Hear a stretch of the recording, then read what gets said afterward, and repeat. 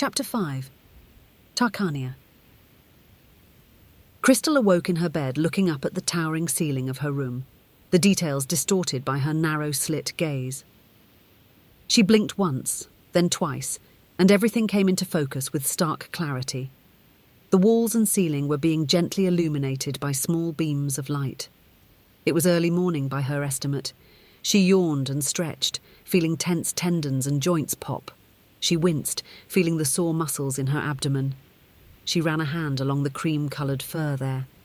The skin underneath had gone a dark purple in the shape of a malformed fruit, barely resembling the print of the boot that had struck her. Yep. It still feels like someone dropped an anvil on my stomach, she thought, laying on her unblemished side to look out her balcony window. Her room was spacious and opulent. The walls were a calming blue-navy colour with white trim. To her, it mimicked the aesthetic of sea waves edged with foam. Framing the entrance to her bedroom balcony were a pair of white curtains that silently shifted and billowed at all hours of the day. Every morning she would awake to look at those transparent sheets. They seemed to beckon to her, to rise and start the day by walking on the cool, smooth concrete of the terrace barefoot, to then look down at the sprawling metropolis below. Then she would retreat back inside and set about her daily routine. Today was going to be anything but routine, and it had been so for the past few days. But there was a part of her that was filled with a sort of eerie, giddy excitement. She was going to meet and converse with the strange being that had crash-landed on her planet. A new, completely unique species, and in a few hours I'll be... what? Making small talk with him, she thought, shaking her head slowly in wonder. After safely transporting the being to the nearest medical facility, her and Misha worked non-stop to stabilise his condition. The biggest hurdle was addressing the blood loss, which had left the man a pale ghost by the time they had him hooked to an IV. They opted to keep a steady flow of nutrients to help promote blood production. It was all they could hope for while the surrounding healers frantically tried to synthesise a supply of blood. Eventually they had made a hefty gallon blood container that was a 75% match to his blood type. It didn't negate the possibility of blood poisoning, but they had no choice. In the end, they rolled the dice and pumped the blood into his IV. The entire time Krystal had held his sweat-drenched hand, doing her best to keep him awake. The worst part happened after he came to. They had done everything right, and by record time, rapidly studying Alex's unique biological makeup and administering chemical treatment at breakneck speed. But it wasn't fast enough to negate all the side effects of blood loss. Krystal had begun to talk to the man who, albeit sluggishly, introduced himself as Alex. She had explained his condition as best as she could, trying to maintain a calm demeanour, reassuring him that he was in capable care. His expression had actually warmed, seeming to become more lucid and conscious. That was when the seizures started. She knew that it was a possibility, but it saddened her to see him go through it nonetheless. All she could do was let it run its course. After the 6th episode of violent bodily spasms, he was dazed and exhausted. It was another 10 hours before his condition was declared stable. When his blood pressure was at a safe level, she then administered a light sedative and left Alex to rest and recover. Whatever species he belonged to, it possessed unnatural endurance and vitality that surpassed anything she had witnessed. He had lost upwards of 2,000 millilitres of blood combined with the seizures. It should have stopped his heart. But he had hung on, clinging to life. That was 3 days ago, a mere 72 hours after Alex's arrival to her planet and the ensuing struggle to save his life. Misha had insisted Krystal take a few days for leisure time. She agreed, but under the condition that she be able to speak with the patient when he recovered his strength and mental faculties. She reasoned that she would be capable of earning its trust in order to implement a subtle interrogation, nothing confrontational, of course. After Krystal had cured the cryoterror, the man hadn't once tried to escape or attack her or the medical staff. In fact, he seemed relieved to be in their care and had even thanked her before being sedated. Misha had kept her in the loop via messages sent to her data link. So far, Alex had been cooperative, polite and calm, a model patient. Still, they took the precaution of keeping him confined to his room, along with a dozen guards tucked away in an adjacent room that monitored him discreetly via cameras that were hidden in the corners of his quarters. When it came time for medication and changing the patient's IV Misha, or another nurse on duty would carry out the task under the watch of 3 guards who were under strict orders to stun him if he resisted. Alex gave no fuss and cooperated. The only thing he requested was a book to read, seemingly bored with his confinement. Krystal had advised Misha to agree to the request, but to delay it until his questioning. They needed answers, and with the difficulty of reading Alex's mind, she would need some enticement to get honest answers. She had no intention of withholding books or giving petty threats of revoking privileges with him. There were a few suggestions that a more direct and aggressive interrogation be implemented, but Krystal contemptuously dismissed this. He wasn't some malevolent intruder or some kind of spy or agent seeking to cause subterfuge. The friendly approach would be the most appropriate. A sudden harsh breeze swept through her window and caused the drapes to wave more frantically as if to say, "Get your lazy butt out of bed, Krystal." She yawned again, wiggled her toes, and swung her legs over the side of the bed. She retrieved her white silk morning gown and belted it.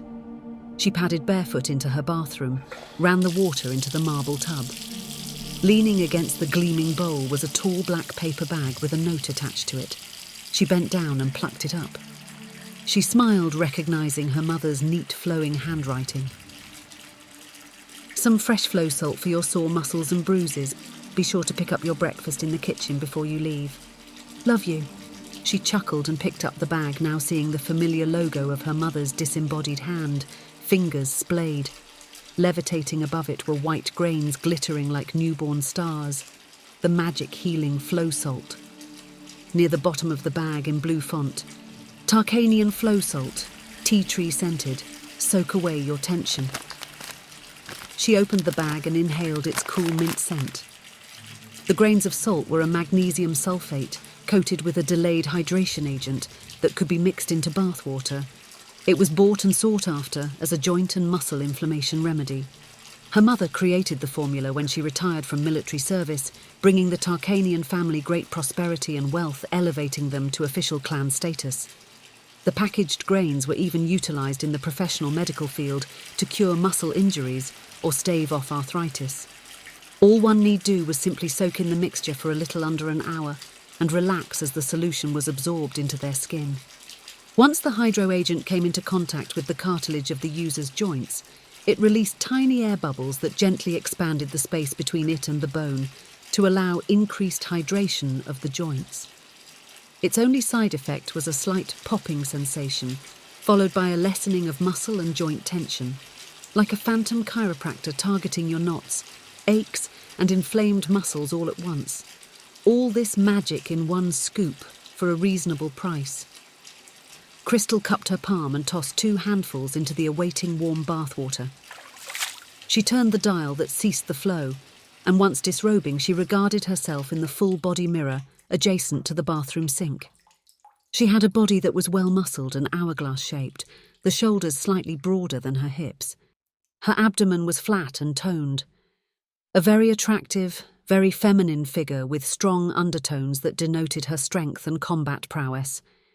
Each of her arms was adorned with a tattoo, a white chain that encircled each forearm, symbolizing her commitment to the practice of medicine. When she had become a full-fledged combat medic, her mother had painted the chain links herself, eyes shining with tears and pride. Her hips were marked with the Cyrenian crest, a white painted spiral with 4 triangles bordering its edges. Her blue tail was long, nearly ankle length, its tip white like a paintbrush. It swayed left to right, moved by neither will nor breeze, like breathing without conscious thought. Self-appraisal done, she lowered herself in the warm water until only her head remained surfaced. After about 20 minutes, she heard and felt the first pop. It sounded like a cue stick striking a pool ball. It was her right shoulder. Raising her right arm, she drew it across her chest and felt the elbow follow suit, then her wrist, then the joints in her fingers. The appendage felt light as a cloud, completely free of tension. One by one, the rest of stored-up tension was discharged. Pop, pop, pop, pity, pop. Keeping her favourite part as the grand finale, she held onto both ends of the tub while twisting her upper body until she experienced the cracking sensation of her spinal cartilage, spanning from her neck and shoulders all the way down to her tailbone. Damn, if that didn't feel good, she thought, as she leaned back and sighed contentedly. After soaking and bathing for a little under half an hour, she stood up and dried herself. She then leisurely walked to her closet and retrieved her medical attire, which consisted of a simple grey scrub outfit. Attached to the breast pouch was a purple keycard that would grant her access to the medical facility that Alex was tucked away in. She finished the outfit with a pair of white slip-on shoes that were plain but durable and comfortable enough for standing for prolonged periods of time. She scrutinized herself in the mirror once more, giving her reflection a practiced smile and wave. Just a friendly, mundane nurse, she thought. She nearly made it out of her room when her eyes fell on the woven laundry basket next to her door and the ruined remains of her blue dress, the one she had worn when Alex had attacked her. The once pristine silk was ripped and stained with dirt and blood. His blood. It compelled her to retrieve the blaster pistol along with her holster stowed away inside the drawer of her nightstand. Just in case, she whispered, making sure to set the weapon to its stun setting. She left her staff on the rack above her bed, confident the visit wouldn't warrant its use. She left her room in search of her mother. While the various rooms that housed the homeowners and guests of the Tarkanian manor were a sombre navy palette, the hallways were wood, lovingly lacquered, giving them a pleasing shine. Every 30 or so paces down the hall was marked with a glass dome light affixed to the ceiling. The soft illumination gave the wood walls a curious grey faded glow like aged Polaroid film. The floor was adorned with thick navy blue carpet, gold trim zigzagging either end of the track.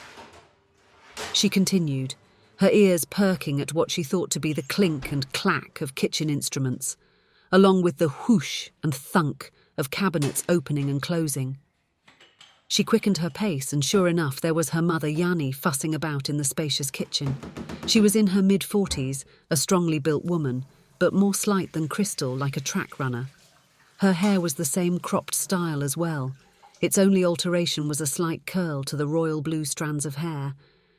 Today she wore an orange dress with curious yellowed-coloured curved glyphs stitched into the skirt end of the fabric. The morning sun that shined through the windows outlined her figure with a yellow bloom, making her look like an emissary of the sun. When she entered a crowded room, heads turned both male and female.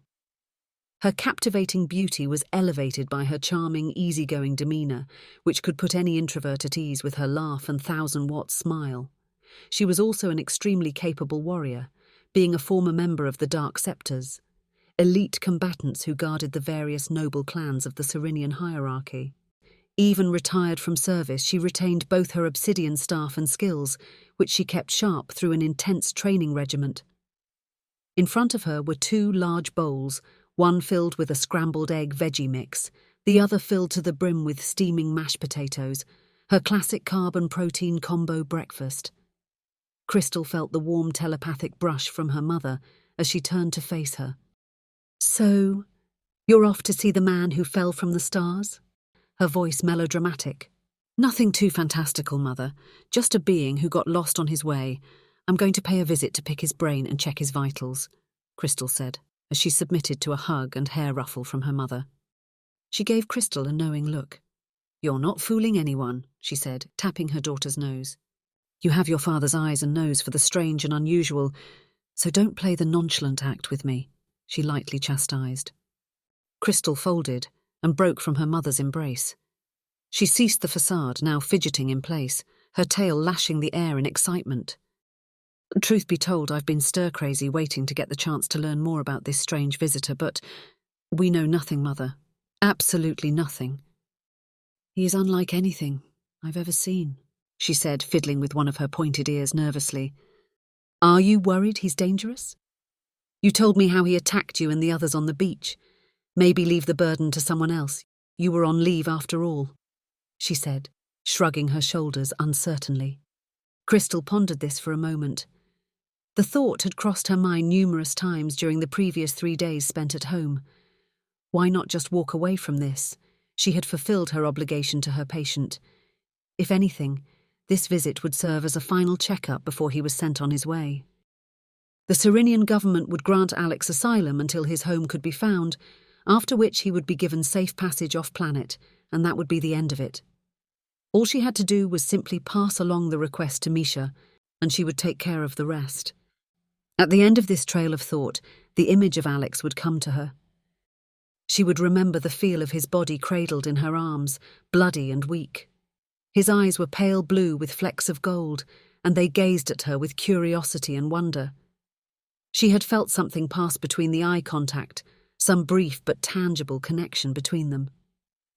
Even when she had gotten as close as picking up her data link to message Misha, that memory persisted, giving her pause. "I can't leave this alone. I just can't," she heard herself say. "He's a puzzle for sure, but I don't think he wants to hurt anyone. I guess I'm just nervous is all. I want to make a good impression." Yanni tapped her on the nose again, bringing attention back to her. "You saved his life. He'd be dead on that beach if you hadn't been there," her mother said pointedly. She suddenly snapped her fingers as an idea occurred to her. "He isn't too different from us from what you told me."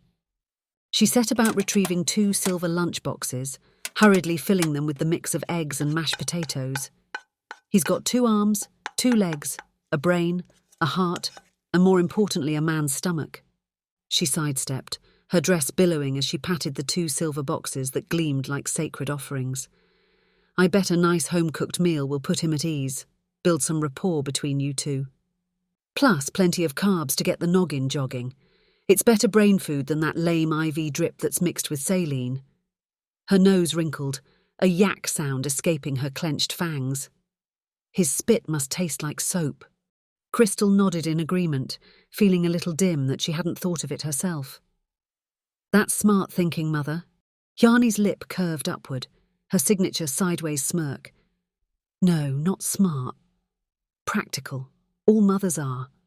Your father is the one with the brains." She flexed her forearm. Strong muscles cultivated from years of time in the dueling ring stood up proudly. "You get your beauty and brawn from me," she laughed. For such a sweet and well-mannered lady, she had a wicked, evil laugh. She then made to stow the food in her pack, when she heard frantic booming footsteps that reverberated through the space, like a pair of bowling balls being repeatedly dribbled. "Oh dear," she heard her mother say. "Krystal, just wait, right there," a booming deep male voice thundered. Krystal turned to her mother, an accusing look flashed across her face. "Did you tell him about it?" she hissed. "Word got around, and well, you know how your father gets around things." "Alien," Yanni whispered apologetically. Krystal then turned in time to see her father Josel hurriedly descending the dual staircase that curved inward towards the entrance hall and kitchen of their home. He was moving so fast that it was a wonder he didn't trip and fall. Her father abruptly stopped in front of the couple, pausing to catch his breath and fix the dishevelled state of his clothes. Josel was a big man. He had the broad shoulders and towering height of an Olympian. He was handsome in a rough, hard-muscled way, with a dignified and composed demeanour that completely contrasted with his imposing form. His fur was a dark blue-grey like storm clouds. He was a biologist and an avid extraterrestrial enthusiast. The normally mild-mannered and composed academic was in a manic frenzy, his dark trousers rumpled, the buttons on his dress shirt and coat were offset, giving a lopsided quality to his normally neat fashion. For a long moment he tidied his appearance, then after taking a few deep breaths he walked. He had a peculiar graceful gait for a man of his size. When he walked it was always with his arms behind his back, head slightly bowed. His shoulders and torso never so much as shifted when he moved and paced about, giving the illusion of him gliding across the floor. Extra. Ordinary. Simply extraordinary, he whispered. He said the adjective like it was 2 separate words, a habit Krystal and her mother would often tease him about. "Oh, honey, would you like some coffee to start your extraordinary day?" Yanni would jest, much to his chagrin. Oh, swell. Now he's going to want to tag along. Krystal thought with a mix of irritation and amusement. Is it true? Is it really an alien from another world that you saw? He said, excitement replacing his normally flat and formal tone. Yup, he said the A word. Now I'm really in for it, she thought before saying reluctantly, Yes, Father, it's a unique species that crash-landed on our world. I'm going to the medical centre to conduct a routine checkup. His reaction was comical, grinning as he began to excitedly stamp his feet, a sound like a hissing tea kettle escaping his clenched teeth. His gaze suddenly fell on the twin silver food containers. And I see you've made our breakfast to go, thoughtful as always, Yanni. Come along, Krystal, I'll carry this and we'll meet our new friend, he said, brushing past his wife and Krystal. No, Joselle, that second meal is for Krystal's patient, Yanni said. She was a trifle smaller than her husband, but the stern look she gave stopped him in his tracks. Still, he persisted. Why don't I make myself a box as well? I can carry it for you, Krystal. You can conduct your checkup while I take my notes in the farthest corner of the room, he said, a pleading tone creeping into his voice. Joey, you are the furthest thing from conspicuous. What will he think when he sees you? All big and fidgety, he'll probably think you're there to dissect him, his wife said. She reached up and grabbed him by his shirt collar, pulling him to the dinner table. But, he sounded like a clucking chicken. Allow me to observe from a distance. I can make myself small, he'll barely know I'm there, please. I beg you to. This is my calling, he pleaded.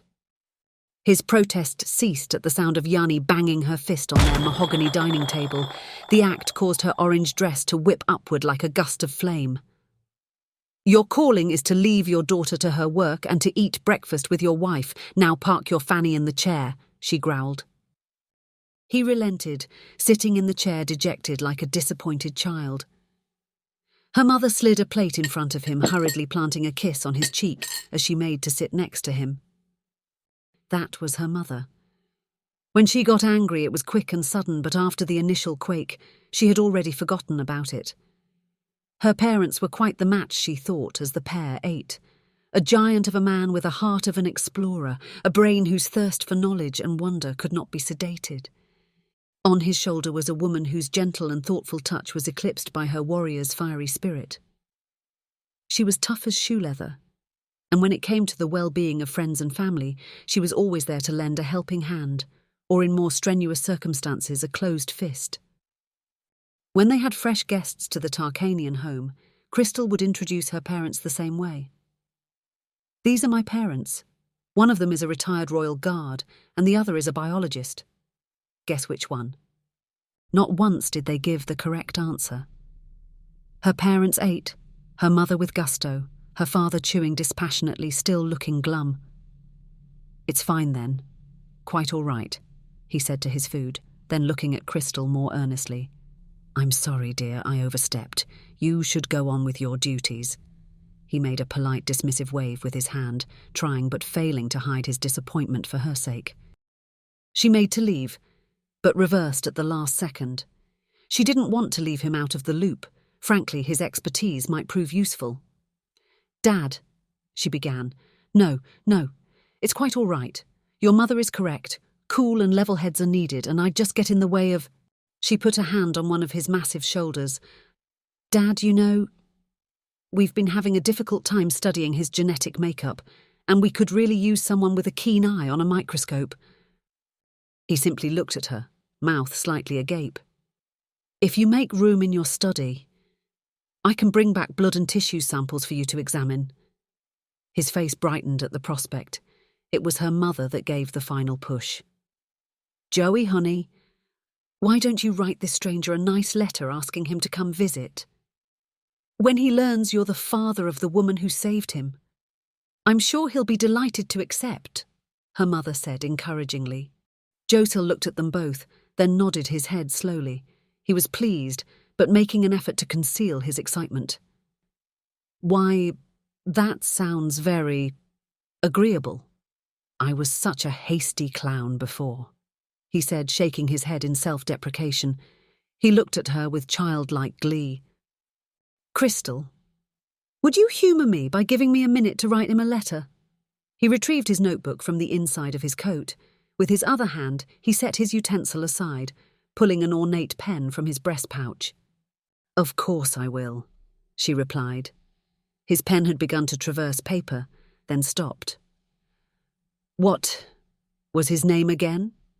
her father asked, one eyebrow raised inquisitively. "His name is Alex," she replied. The big man turned back to his paper, saying under his breath, "Alex? Extraordinary. All right, then." His writing hand began to move rapidly. To his credit, his hand remained steady as he wrote, the pen and paper making a frantic scratching sound like a scurrying rodent. After the 30 or so seconds it took her father to finish writing, he hurriedly shooed her out the door. Before making her way down the stone steps of her home, she inhaled the scent of morning dew and gazed at the rising sun. She still had an out. She could just turn around and cancel the whole damn thing. Last chance, Krystal. She made her decision and trotted down the steps, crossing the threshold. No turning back now.